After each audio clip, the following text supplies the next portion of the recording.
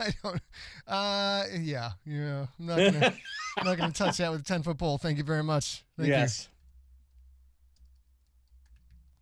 All right, we get some people, waiting people. We got someone joining us on Periscope. Hold tight. Nice. We're waiting for some of the fans to come on in before we begin this lovely, lovely episode about a lovely, lovely movie. Yes, it's so great. I did not get the movie poster. It's actually a movie about Second Amendment rights and being able to own guns. Yeah. Isn't that what this is about? I don't think that's the one. I am going to talk, though, once we get a couple people. We're almost ready to roll, you guys. The movie poster, the original movie poster, not the one I have showing on the screen right here, does the most brutal disservice to an actress I've ever seen in my entire life. So I'm going to I'll do that on the fly. But when you look at the original movie poster, you're like, what on earth did they do to Melinda Dillon? It's very strange. It's very strange. She looks like Ernest Borgnine in the picture. And that's not, nothing against Ernest Borgnine, but that's really not a good look. All right, ladies and gentlemen, welcome to the show. And here we go. Hello, everyone, and welcome to this festive, holiday-themed StorySmack. We are talking about A Christmas Story. My partner in crime, my business partner, my wife, A Sigler now. Sooner or later, I'll get it through my head. She is not available. She's on the IR. Is that right, Rob? Is it the sports term? The injured reserve? Yeah, but that means she can't come back for at least like 6 weeks. So you better hope she's not on the IR. All right. Well, she's just doubtful for today. So joining me today will be none other than, of course, Empty Set Movie Maven and Midwest Regional BB Gun second place runner-up, Mr. Robert Otto. Rob, how are you? Why do you always give me like second and third place? Can I win one of these freaking things one of these days?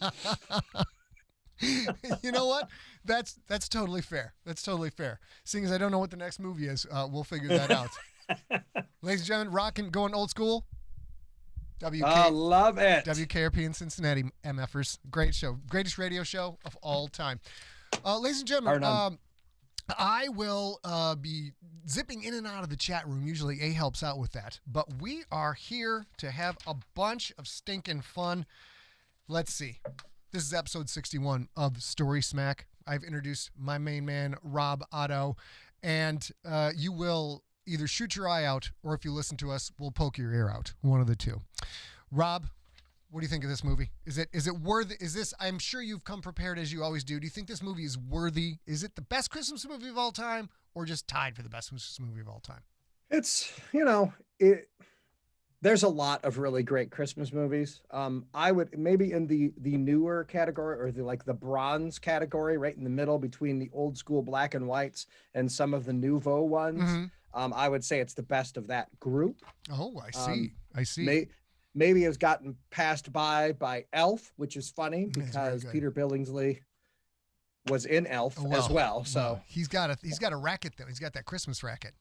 He does. All he needs is a couple of points, a fraction of a point in these movies. He get played every Christmas over and over again. Brother never has to work again. So I'm assuming that most of you have watched A Christmas Story. If you haven't, let me give you movie guy voice synopsis.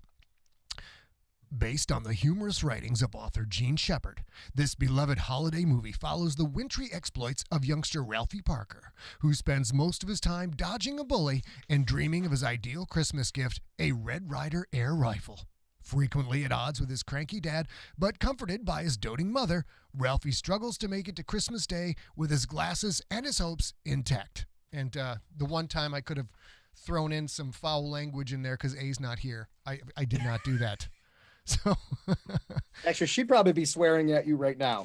So we're good. She does swear at me a lot. F-bombs fly pretty free in the Sigler household. So I will be doing A's. I've stolen A's information to entertain all you guys. A Christmas Story came out in 1983. It cost $4 million to make, which in today's numbers is 10.5. That's a not incredibly expensive movie. A nice next to nothing. That can be done. It took in just shy of 20 million domestically in the original release, which adjusts to approximately 52.3 million today. So big success. And of course, whatever they're getting paid for TBS to run it nonstop for 24 hours on Christmas Day, who can imagine how much money they're making there? And that's really, Scotty, where this movie has made its money. I mean, yeah, it made 20 million in the day, five times the amount that it cost. But people didn't think this was a classic. People didn't think this was a huge success. It wasn't until it started getting out and being, bought on video cassette. And then it really exploded, when the TBS and TNT started showing it, eventually leading, as you mentioned, into that 24 hours of Christmas Story starting on Christmas Eve, which is, I just have it on the background for 24 hours. I do too. On. I can remember pick this movie up anywhere. I can remember being at the with my in-laws of my former wife, the Evil Queen, and just so full on turkey and all the good Midwestern stuffings, and just sat there and I watched it 3 times in a row. No, you can. And that's the cool thing about this movie is that it's really a series of vignettes kind of all tied together with, the BB gun storyline and then the lamp storyline kind of layers on top of that. But you can just pick up at any single spot and appreciate and enjoy the next 10-minute chunk because they're all little chunks in this movie. It's almost like a Seinfeld episode in that regard. Rob, he winds up getting his dream Christmas present, the Red Ryder BB gun with a thing of stock which sells time. What was the best Christmas present you ever got? And you guys in the chat room, go back to childhood, 10 years old or younger, the best Christmas present you ever got. I want to see some of it. Rob, how about you? So, Scotty, obviously you and I are the same age since we have exactly the same birthday. Twins. We're twins, separated birth. Yeah. So Star Wars came out in 1970. Was it 8 or 9? 78. What year was it? Pretty sure 78. 77, right? 77. Okay, 77, right. So 78, whatever the hell it was. The year we turned 10, because remember, they didn't have the toys. They didn't think about the toy idea.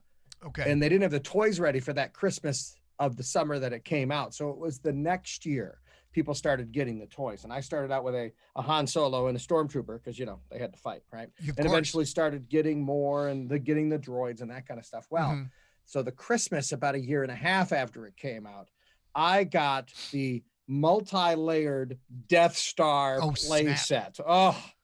I mean, that I didn't know what an orgasm was at the time, but I had a mental one of those. And it had the 3 layers, and you could do Obi-Wan turning off the power generator, and Luke swinging across the chasm. Of course, in the basement was the trasher with this little guy. Oh God, he has it. Oh yeah. Oh my gosh. Oh yeah, still got him. Still got him. It's incredible. That's incredibly bad all these years. From our Rob Tinarella says Star Wars came out in 1976. Kim Hansen got an ant farm. That's the best present she ever got. Howard, red Huffy bicycle. I have such a bad memory. I can't remember. It was probably Legos. I've got a bunch of Legos. Or may have gotten a bicycle, but my memory does not go back that far. I don't know if we had in television at the time or not. But so Rob said, "Well, this was a great segment. Thanks, Scotty. Way to go, buddy. Let's." And he was supposed to carry the weight on this one because I don't know. Rob actually has his present still to this day. Josh was 1,138% jealous of the fact that you actually have that toy. The Death Star was awesome. I still have it. Oh my God. Bigwell had the Ghostbusters firehouse. What? Jeez. Nice. The real Ghostbusters. Kate is the best thing she ever got was a pink stuffed lion named Rugby. I mean, okay, I'm not that much into stuffed animals, but if that resonated, oh, that's right, Dennis says the $6 million man doll and the rocket that converted into his base with the roll-up latex sleeve that you could pull out the little bionic parts in the arm. Oh shoot, that was I never had a $6 million man doll, and I was very jealous of Dave and Chris Cairns because they had him, they had the Bigfoot, and they even had Oscar Goldman. So I'm saying they had the whole panel. Wesley Hunter says he loves my signed GFL books, so buy yourself one for Christmas, and that will be Merry Christmas. That will be the best Christmas present you ever had in your whole life. All right, so. As you guys know, we are, due to YouTube being YouTube, we can't show clips of the movie, even with the volume off. So what we do is we go into some of the details behind the scenes of all these movies. And we're going to start out with the cast. Where's my magic cast button? Actors. Going into it, let's start out. We're going with Bob Clark. Bob Clark was the screenwriter, the director. He also... Oh my gosh, I didn't know this. This is Wrote and great. directed. I mean, this is crazy. Well, movies that were absolutely a staple crop of Rob and I's teen years, the Porky's movies. He did the first two Porky's movies. Are you kidding me? First two, Incredible. and because those teenage sex romps were so successful, they kind of gave him this project that he really wanted to do. And in later years, Bob Clark says, God, those Porky's movies were awful, but it allowed me to make Christmas Story, so I guess I'm okay with it. They made a lot of freaking money, though. I disagree. They were wonderful, wonderful movies. So Bob Clark is the neighbor Swede in the scene where the neighbor comes up and Darren McGavin is looking into the window of his own house to see the lamp.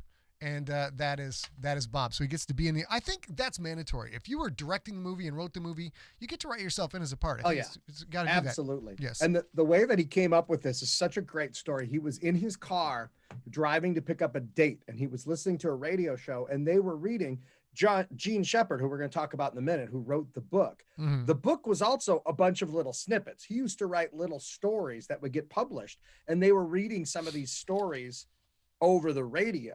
And so he wanted to hear the end of the story. So he just kept driving around. He made his date late because he wanted to hear the end of the story. And he got this idea from just hearing the way Gene Shepard wrote about how this whole story would come together. And then he wrote the screenplay after that, which is just great. That's crazy. He also went on to direct Rhinestone and Turk 182. That's a throwback into the 80s. You guys remember Turk 182? Very weird movie. But we also never had any really huge successes after that, but he was directing literally until the year he died. Wow. He was a very prolific director, but never was able to recreate the success he had with the Porky's movies. Seems like a fun dude. We got to talk about the screenwriter and narrator, Gene Shepard. Gene Shepard, this movie is based on the 1966 novel In God We Trust, All Others Pay Cash by Gene. The author also appears in the movie as the man that tells Ralphie he is cutting in line to see Santa. I did not know that. And the voice of adult Ralphie, that means he is the narrator. The book started out as a series of short stories published in Playboy of all places. I know. No, this is why you'd think the Porky's connection is very strong with this movie. There must be like an underlying tone of what the old man and mother are doing off camera, because this was inspired by lots of boobs. Nelson McClintock says he also did the original Black Christmas as well. Quite diverse. The picture we're showing of him now, Rob can't see the pictures we have, but he's got sunglasses, a little beanie hat on, and a big cigar. Looks like he's at the Playboy Mansion, actually.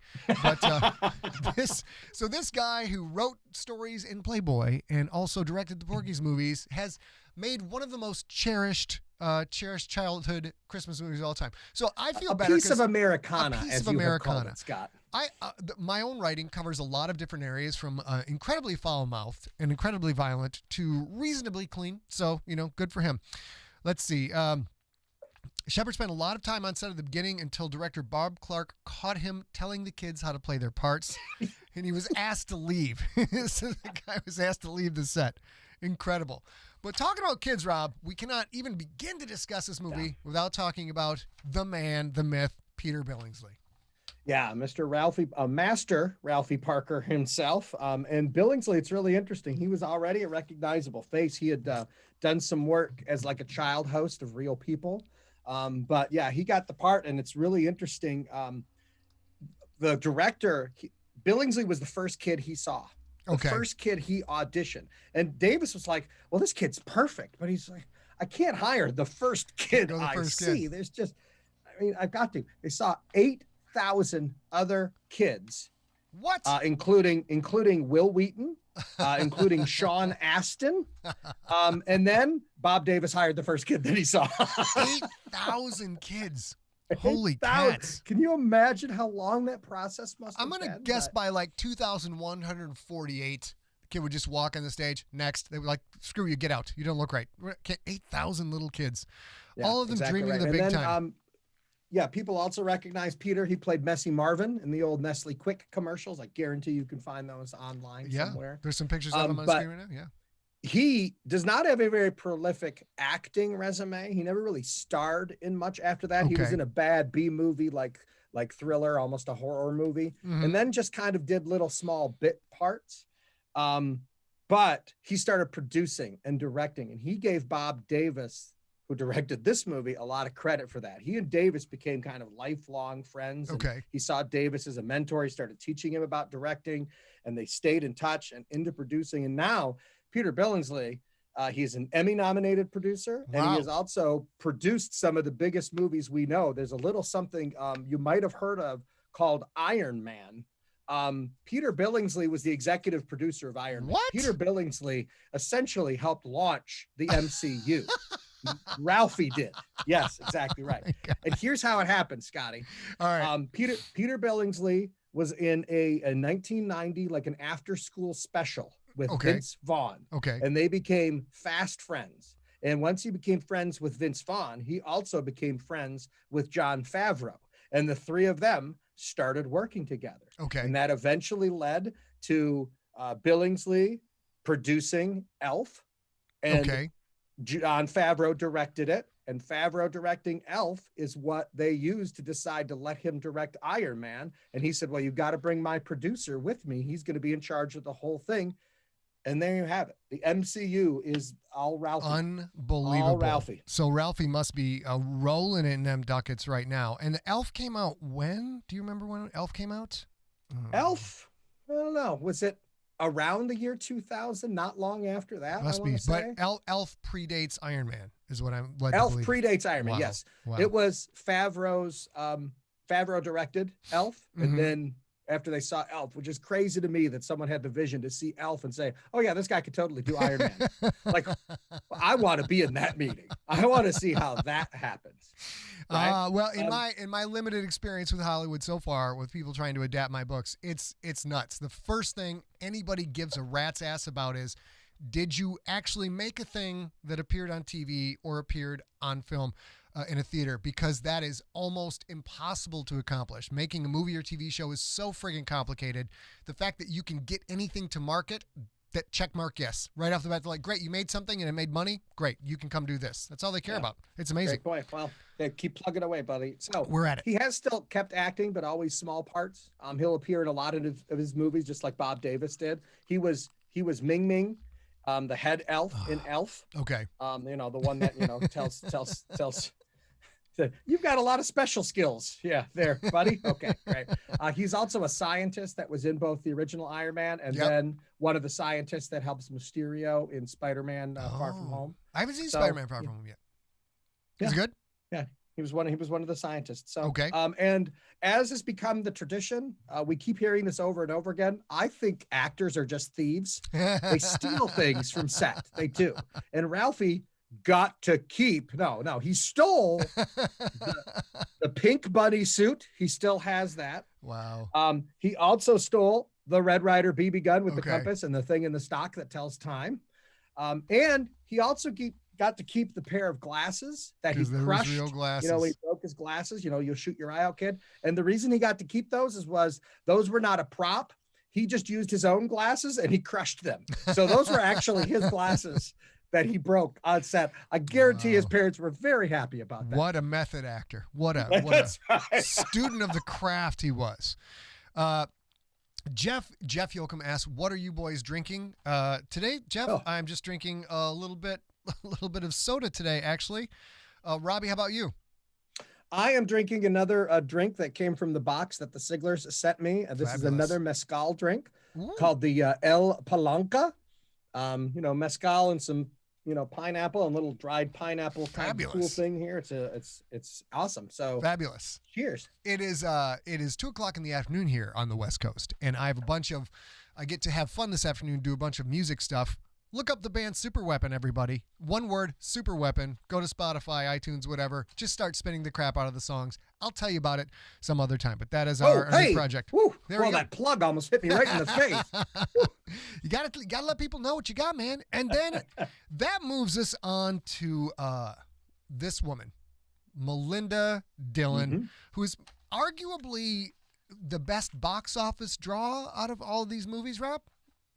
Yeah, I mean, she's a 2-time Oscar nominee. Mhm. She was nominated for Close Encounters of the Third Kind for Best Supporting Actress. Okay. Also Best Supporting Actress in Absence of Malice, and Mhm. has been in, I mean, you look at her IMDb page, it's hundreds. I mean, she's putting out 4 or 5 movies every year before this one, Wow. after this one, and well into the 2000s. So she is absolutely prolific. And yeah, she's been part of some of the biggest movies, of course, including the best hockey movie ever made. Yes, Slapshot. Slapshot. What yes, part did exactly she play correct. in Slapshot? Was she the wife, Paul Newman's wife? She was the lesbian. She's a lesbian.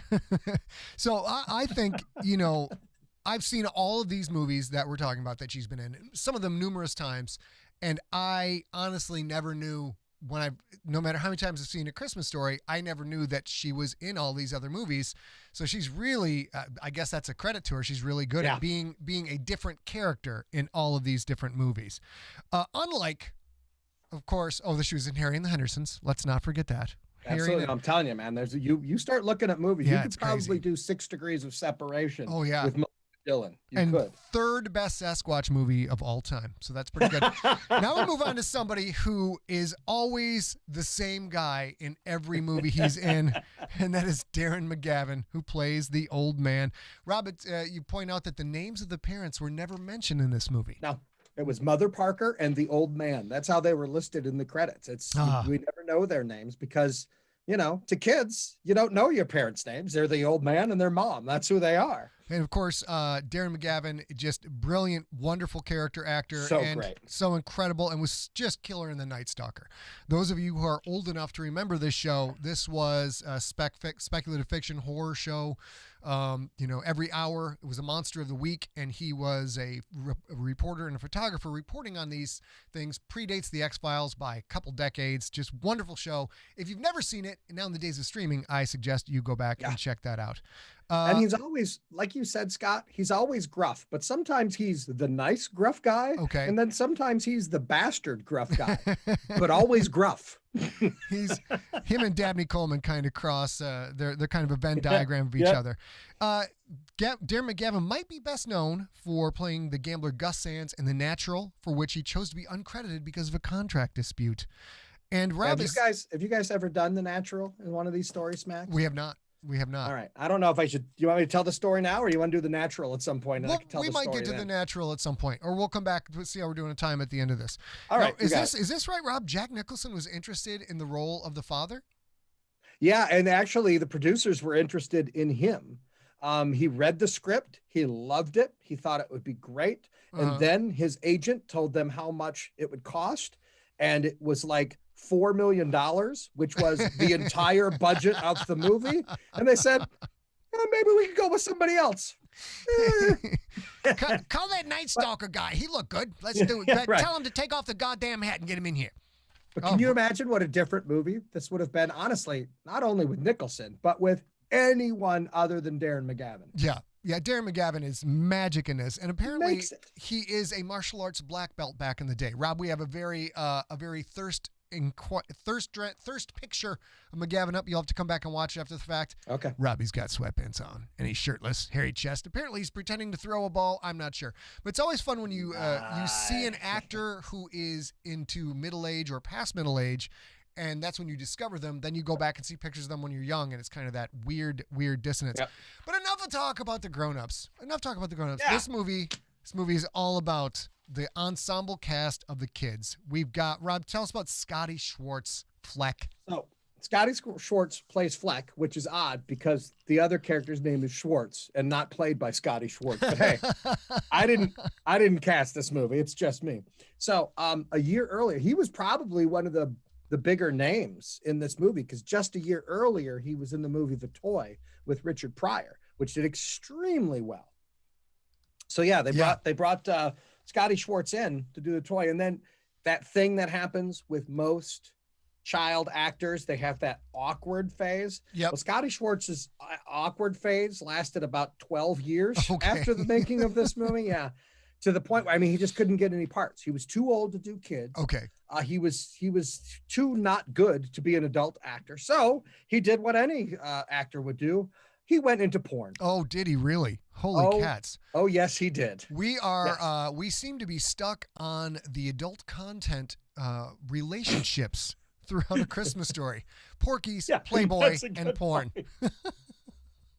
Porky's, Playboy, Scotty Schwartz's Schwartz. So, yeah. He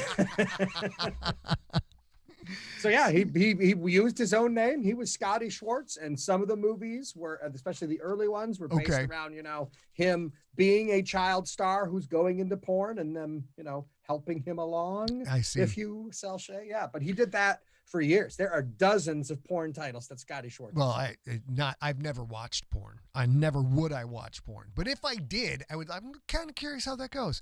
Rob, but he got his career back a little bit there, like in the trying to. Yes, he's been doing some web shows over the last half dozen years or so. One of them was called The Comeback Kids, and it was produced, directed, and put together by former. Okay, what, Scott? The Comeback Kids is not a porn movie? Oh, no, shit. You're right. Damn it. No, spelled different. O-M. Oh, different thing. Got it. Right. Okay. But it's about child actors trying to, get their lives together. So it's kind of a clever premise, and it starred all child actors who were like the B-list child actors. That's kind of clever. That's great. It was just a web series. It was only around for about a year. All right. And then during quarantine, a lot of those same actors came back, and they're now in the middle of doing another web series called The Quarantine Bunch. Okay. Where they're all dealing with quarantine as well as their careers that have come to full stop. So yeah, those are out there on the web. You can find both of those. Rob, tell us about the tongue scene. Is way more complicated than people think. And I didn't know this till the last time I watched it. Rob, tell us about how they froze this kid's tongue off and mutilated his face. Go ahead. Yeah, it really, I always thought it was real. Like the way to do that, like they knew they could get him, unstuck without hurting him, is the only thing that I thought whenever I saw that scene. But you'll notice they shot the scene from about a 3/4 angle. So you never actually see his tongue stuck to the metal, but you can see him pulling back and he can't talk. Stuck. And you see his tongue and you're like, oh, is that a fake tongue? No, it's not a fake tongue. What they did is they put a hole in that pole. Again, back to Scotty Schwartz. And there's like a suction device. And so he could put his tongue out and the suction device would hold on. They could turn it off at any time. But the suction device would just like suck on the end of his tongue. Yeah. And he could pull it around. And none of this sounds like genius. None of this sounds like porn at all. This is just not at all. Tongues and so this is getting Scotty out of Schwartz hand. tongued the hole until they told him to stop. A is not going to be happy when she watches this episode. Yes, exactly right. But that is literally like the only special effect in the whole movie. Yeah. I mean, that's why the costs were so low. Okay. Everything else was done practically except that kind of one scene. And that's still a practical special effect too. And this is an Indiana movie, and they've got a homage to him somewhere in Indiana. Yeah, yes, that's right. So at the Indiana Welcome Center in Hammond, Indiana, which is where Gene Shepard grew up, was in Indiana. Oh, nice. That's where the stories are based. They actually have a statue of a Flex tongue stuck to a flagpole at the Welcome Center. And I think that's freaking clever. Ladies and gentlemen, I did not mean for all of this content to go so dirty. I thought this was a nice, clean Christmas movie, but Rob and I, we're not very good at not diving into the leaves area. us alone for 5 minutes, and this is what happens. This is her fault. I'm telling you, it's her fault. You can't leave the two of us alone. I got some stories of what has happened when the two of us were left alone. Trust me. We are not. Hello, Kitty. We are not responsible when we are unsupervised. That is somebody else. That's why you have supervisors, so they can supervise people. And our supervisor, it's not the volcano's fault you weren't watching it, that it exploded. It's not the volcano's fault. Since we're talking about Schwartz's Schwartz, let's move on to Schwartz in the movie. Yes. Rob, who played Schwartz. Keep track of all your Schwartz and your polls. We'll get through this. Yeah, not much. I mean, most of these other kids didn't have much of a career. Rob didn't have much of a career, a few things, but he followed in the path of Peter Billingsley and have become a Hollywood producer. Yeah. And if you were watching the freeform science fiction series called Sirens, he's the producer on that show. That's his baby. So he's doing very well behind the scenes. And he also has had a small recurring role as a photographer, Paul Sirachman, on The Goldbergs, which is on ABC. So, you know, still getting out there, but he's definitely, you know, inside Hollywood. And as you said, Scott, he's getting things made that are making money. People like him. People hire him. And to give another insight into how we have how A and I are in the orbit of Hollywood, but not actually landed in Hollywood yet, that Scott Stewart is the director of the pilot of Sirens, and he was signed on to be the director for the pilot for Nocturnal for a while, for about a year, and then he went on to do other things, and it didn't happen. But I saw that. I texted him like, hey, Sirens came up today. Hope you're doing well. We were looking up Artie Robb, and Scott Stewart says Artie Robb is a hell of a guy, and awesome. Nice. So that's really nice.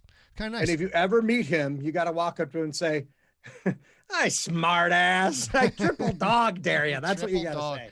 And triple then dog. He will never let you work in Hollywood again. So there you go. Sure, he never hears I will hey, say triple dog dare you. Speaking of, and the kid, one of the other kids who made this movie, here he is as a grown-up. This is Zach Ward, who played Scott Farkas.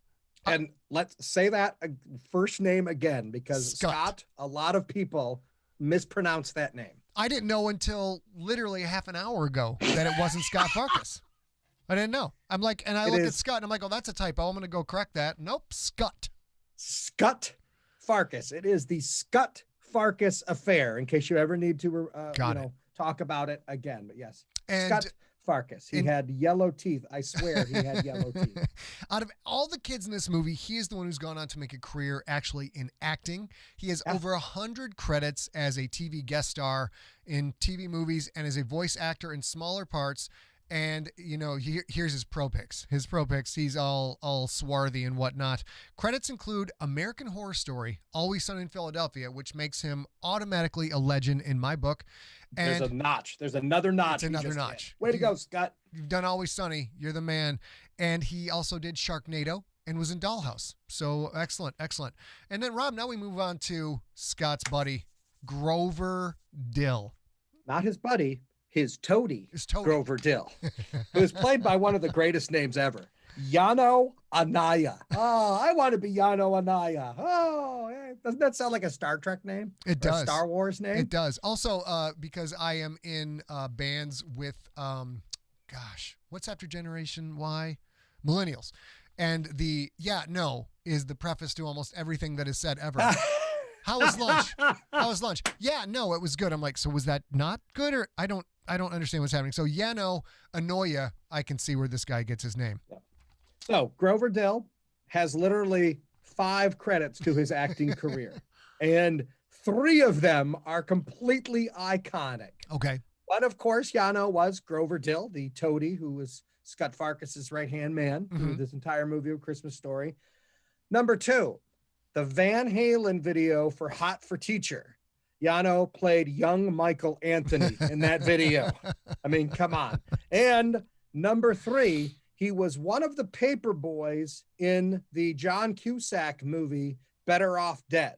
And for some odd reason, he was also the voice of the main paper boy. So he dubbed the other guy's voice.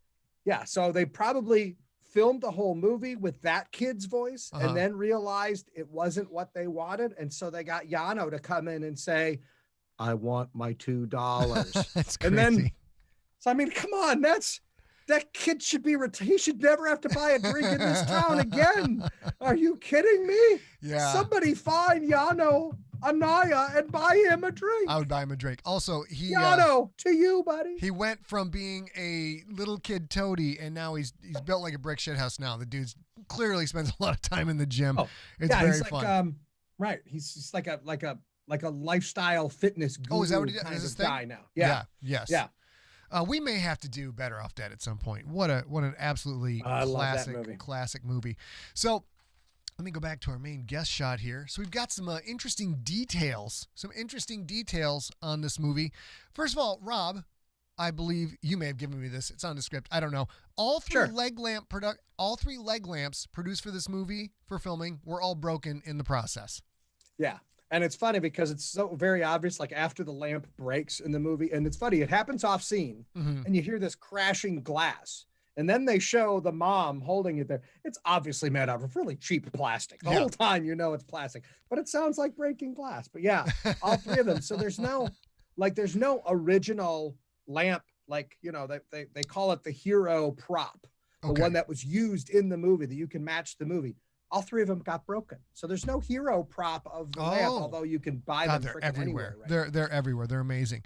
The now culturally insensitive scene, which was culturally insensitive back then, but that wasn't, people weren't quite as concerned with that, where the waiters in the Chinese restaurant sing carols was a surprise to the actors. It was never rehearsed in front of them, so the reactions are genuine. They only shot that once, Rob, for real? Well, the singing part, right, because it was just something that Bob Davis decided to add. So he got together with all the actors and said, hey, let's try this. So they only did it once because they wanted the genuine reaction. So when you see first the confused looks and then the laughing and the kind of talking to each other, that the four, you know, the two kids and the parents are doing it, then laughing and all that stuff, they stayed in character, but that is all them going, I don't know what's going on, but we're rolling, so let's go. It's amazing. Yeah. It'd be a different scene if it was shot today, because if they shot that today, all of the actors at the table would be like, my career's over. My career is completely over. We can't do any of that. Rob, there's a detail about the restaurant's name. Yes, it's the Chop Suey Palace, but if you look at it, they show the outside once, you know, when they're coming in, and it's the Bo Ling Chop Suey Palace. But it's not actually Bowling's Chop Suey Palace. It's a bowling alley, but the W is burnt out on the electric sign. So it's Bowling's Chop Suey Palace. Sure, why not? Yes. Difficult to make that movie today. The movie partially inspired the creation of the TV show The Wonder Years. You can definitely see the connections there. I mean, honestly, I don't think it partially. It's the freaking direct steal. It's the kid as himself, older, telling you the story, which is funny. Same thing, the same way that they did Stand By Me. Stand By Me. I thought of that 2 years later. Yep. The adult kid looking back and telling the, you know, story and remembering their childhood. It's a great device. So, it's a great device. It's a great device. Yeah. Peter Billingsley even appears on the show, The Wonder Years, in the final season. Yeah, he's one of Kevin's like college roommates. Oh, that's so great. Peter Billingsley. That's so great. It's pretty clever, actually. Rob, how many times does he say Red Ryder BB gun in this movie? 28 times. He says it 28 times in some fashion or another, but it's always Red Ryder and either BB gun or air gun. Okay. Those are always together. And then sometimes he adds the compass in the stock, and sometimes he adds the thing in the stock that tells time. The thing in the stock which tells time. Like, can't you call it a clock? I've never a watch. Yes. I never understood that. Yes, it is. So Ralphie, saying that 28 times, it's the kids' movie version of Scarface, except he's not. He's not saying fuck 120 or blink 182 times. Because those of you who don't know, Blink 182, that's where they got their name. That's the number of times that Al Pacino says fuck in Scarface. And I never knew that did not know until this moment. I was this old when I found that out. There was another Ralphie fantasy scene where he's fighting alongside Flash Gordon. It was cut at the last minute. That is why Flash and Ming are at the end of the credits. I wish that was out there somewhere. I did not know that. I did not know that. Watch the credits. Yeah, I've never been able to discover the scene. It was shot. It was cut. Yeah. I believe it might have been in some of the, almost like a post-credit scene. Might have been in some of the early viewings. Mm-hmm. But yeah, if you watch the credits, right towards the end of the credits, it says Flash Gordon and Ming the Merciless and the actors who played them. And you're just sitting there going, well, one, who the hell sits through the credits? It's not an MCU movie. Sure. But two, when the hell were Flash Gordon and Ming the Merciless in this movie? So I first noticed that, Scott, like years ago when it was doing its, because you'd leave the movie on because it's starting again at the top of the hour as part of the marathon. And so, yeah, the credits are rolling by and I was just like, did that say Flash Gordon and Ming the Merciless? It would be interesting to think that a movie that has the Chinese guys singing the Christmas Carol at the end includes that there's a scene where they looked at the Ming the Merciless and were like, that's too racist. We can't do this. And then you have to wonder just how bad it would be. Bruce Press, yes, Grosse Point Blank would be a great one. It would be amazing. Or whole John Cusack episode. He's done so much cool stuff. Rob Tinnerella's apologized. Star Wars did not come out in 76. Came out in 77. May of 77. 77. Okay. So Tin we were, Man coming back. You know what? Close enough. It came out in our childhood, and everything for about 15 years is our childhood. So it all counts as the same. It all counts. All right, let me take over here for you, Scotty. Hit it. So let's talk about some of the other things. Okay. The weird kid in the department store, right? Mhm. When they're at the back of the line, he's like, I like Wizard of Oz. I like the Tin Man. Yep. See, now we can say that because we're not actually playing the scene. He was just an extra. Okay. He was an extra. Santa Claus was an extra. The two elves were extras. And it was just that they were shooting this in Cleveland because it was in the setting was Indiana, but it was shot in Cleveland. But yeah, these were just extras that Bob Davis found, and like, well, that kid looks interesting, and talked to him for a minute and found out that he was a total weirdo, and like, oh, we're putting this kid in the movie. So like, none of that was scripted. They just added it on the fly as they went. Yeah, and they're just like, here, say this, and the kid would say it, and he was just like this naturally odd kid, and he's fantastic. Yeah. And think about the elves and Santa Claus. I mean, they're elves were very extras integral. too. Those were all extras. They That's just found them crazy. in Cleveland. They're great. They showed up and we're just like, oh, can you try this? And she was, the elves were in pissy moods, and Santa with his ho, ho, ho. I mean, bam. So yeah, it's so phenomenal. cool that they were on location. Those people never would have been in a movie. You wonder if that could be another reason. They get done with the movie, they're editing, and like, it's Flash Gordon or this, and they're like, this just played so much better. Yeah. So they just cut that extra stuff. Real quick, Graybeard actually had a Red Ryder BB gun as a kid. No way. Nice. Yeah, he actually had one of those things. Yeah, they were real things. That part wasn't made up. That was something that Gene Shepard, the writer, wanted when he was a kid, and so that whole thing was really out there. And you got so we talked about, Scotty, the location being in Ohio, right? So the exteriors and the scene inside the department store were shot in Ohio. Okay. The interiors were all shot in Toronto. Oh. So they had to match scenes that they shot in Toronto inside, and then match them when they went back after Christmas. So it was winter when they shot the exterior stuff, and had to match them to what the actors were doing in scenes they shot 2 months ago inside. Wow. So yeah, that was cool. But that house is still in Cleveland, Ohio. And Brian Jones bought it on eBay back in 2005 for $150,000. Wow. Put a couple $100,000 more into recreating the interior so it looked just like the Holy movie. Cow. And now you can pay $15 and walk through the house and check it out. And then there's also across the street, there's like a store where you can go buy the lamp and all the memorabilia and stuff. Okay. And it's an official museum across the street as well. So you can check all that out. It's right there in Cleveland, Ohio. They have a website for all this. They even have 24/7 at the museum. They have a camera pointed at the house. And so you can watch, sped up daily. Like I watched it from a few weeks ago where it snowed. And so I got to watch the house get like covered in snow. I don't know. It was just like, what am I doing with my life that I'm sitting there watching the Christmas Story house? I was going to try and make some kind of dirty joke out of that, but you took care of it. Went pathetic. Pathetic's a good way to go. The last thing about the house is you can stay in the kids' room overnight. What? You can stay on the 3rd floor. They keep it closed, but you can stay there overnight. You have to be out by 9 a.m. the next morning, right? You can also stay next door at the Bumpuses' house. Oh my God! You can stay. Are there dogs there too? Do they have the goddamn I don't sons believe of the bitchin' Bumpus 400 hounds? smelly hounds that ignore everyone but my old man are there. I don't believe so.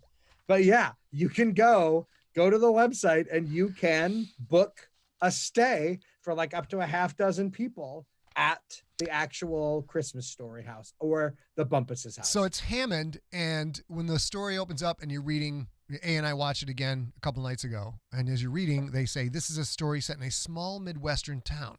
So the opening sequence is going through all the houses and showing the kids with the big, it's like 15-story building in the downtown, and A's like, so that was what Christmas was like for you guys because you're from a small town, right? And I'm like, we had one building that was 3 stories, and that was City Hall. There's no 15-story buildings where I grew up, and also there's no traffic lights. We had 2 blinking lights. When Rob and I were kids, we had 2 blinking lights. We didn't actually have an actual red light in the town. It's true. It's true. Absolutely true. You know, one of the biggest days of our childhood, remember that 15-year chunk I talked about? Yep. The day McDonald's opened. It was huge. Woo! It was huge. We were like, Huge day. Holy cats, we got us a McDonald's. We're like a real town now. This is nuts. Huge. Rob, it says Yeah, here it was actually shot in Cleveland, which is not necessarily a small Midwestern town. Not a small Midwestern town. There were 3 sequels to this. Is that correct? Yeah. Believe it or not, there were, and I've seen 2 of them. Okay. And if you could just take my advice, don't waste any more of your life watching any of these movies. You're better off watching the cam just stuck on the house than watching these actual movies. What were they? All right. So there was a TV movie made in 1988. So again, this was years after the original, and it had started picking up steam on A Christmas Story had on video cassettes, right? So in 88, Jerry O'Connell played Ralphie in a movie called Ollie Hoop Noodle's Haven of Bliss. Yes. Who could have missed that?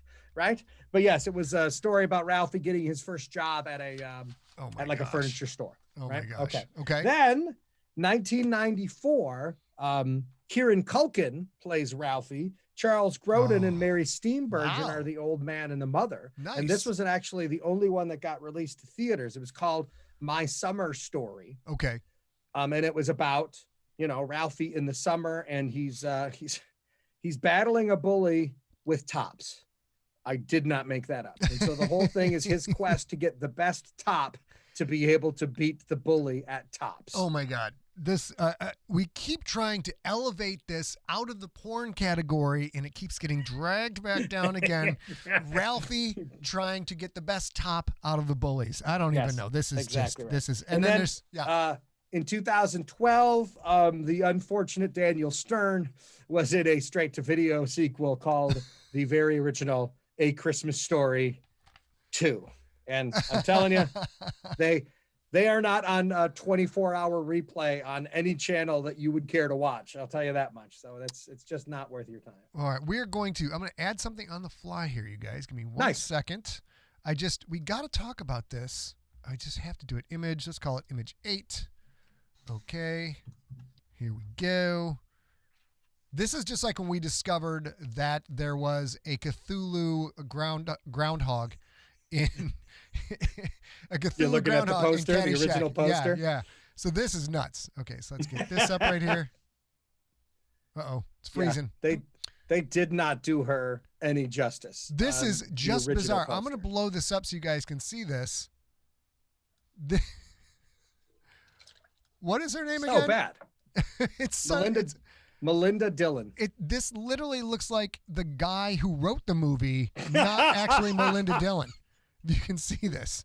It's astonishing. Ralphie looks good. Darren looks good. There's a Santa coming down the chimney, which doesn't have anything to do with anything. And the lamp looks good. The lamp looks good. There's a drop turkey. There's the bumpus hounds, wrong species. And then here she is. It's just bonkers. So I just want to share that with all you guys. There's something going on. Somebody had it in for her and tried to tank her career. And guess what? It didn't work. It didn't work out at all. It didn't work. It didn't work out. Ladies and gentlemen, that is our coverage of A Christmas Story. I hope you learned some things today that you did not know before. Also, we apologize for the excessive level of porn content in this. There were things I didn't know and things I now wish I didn't know. And hopefully, thank God there are things I can't unsee after all this, just things I didn't know. You can't unlearn that. Can't unsee it. StorySmack is on hiatus until 2021. This will be the last one for 2020. Keep watching ScottSigler.com, Facebook.com/StorySmack, Facebook.com/Scott Sigler. We don't even know what our next movie will be, but Rob, I wanted to thank you. You have made this year. You've come on, I think this is your 4th StorySmack. And now it's hard to think how we do one without you, but it's super fun to have you on. People seem to enjoy this quite a bit. And I think everyone is wondering how we could possibly do this without A. So, yeah, and they're not wrong. We are managed. Thanks, Scotty. It's been a thrill. I really appreciate it. This has been fun. All right, buddy. I'm now going to hang up on your ass and boom and bye. There we go. Okay, back to Maine. I should have kept Rob on for the kiss off into the sky.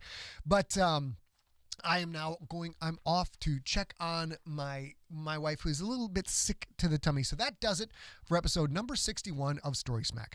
We can find A and I online. I am at Scott Sigler on Twitter and Instagram, one word. Facebook page, of course, is Scott Sigler, or facebook.com/Scott Sigler. A is at ARealGirl on Twitter and at a.real.girl on Instagram. Find us at facebook.com/StorySmack. You can watch us stream StorySmack every other Saturday, except, when 2021 starts around. You can also watch these shows. If you're listening on the podcast, you can watch us at twitch.tv/Scott Sigler, youtube.com/Scott Sigler, and facebook.com/Scott Sigler. We'd love to have you join us for a live stream 2 Saturdays every month. In addition to StorySmack, we also do a twice weekly live stream called Sigler in Place on Tuesdays and Thursdays at 6 p.m. Pacific. Wherever you are listening to this, you can hear it there or at those places I mentioned above. And of course, where we made our bones, we give away a free chunk of story every stinking Sunday. We've done it for 15 years. Unabridged, you can get my fiction every Sunday via iTunes, Spotify, iHeartRadio, and more. Just go to scottsigler.com/subscribe for links. We hope you subscribe so you can hear more of my awesome, mellifluous voice and my brilliant, very modest approach to life and more StorySmack goodness in the future. Everybody in the chat room, you're fantastic. We love you. Everybody, we hope you have a very, very happy holiday. Hopefully that 2020 goes out a little better than it came in. And no, that was not yet another porn reference. So until next episode, we will talk to you all real soon. And that ends the podcast version. I'll trim that talk to you all real soon bit out of it for you guys. Everybody in the chat room, thank you so much for joining us. I think that's all I got. Neil, everybody in the room, Ollie, Tracy, everybody, thank you for the get well wishes to everybody. Have a great weekend, and we will be back for StorySmack in 2021 with more great movies, more great fun, and hopefully you can hang out with us. I now give you the kiss off into the air.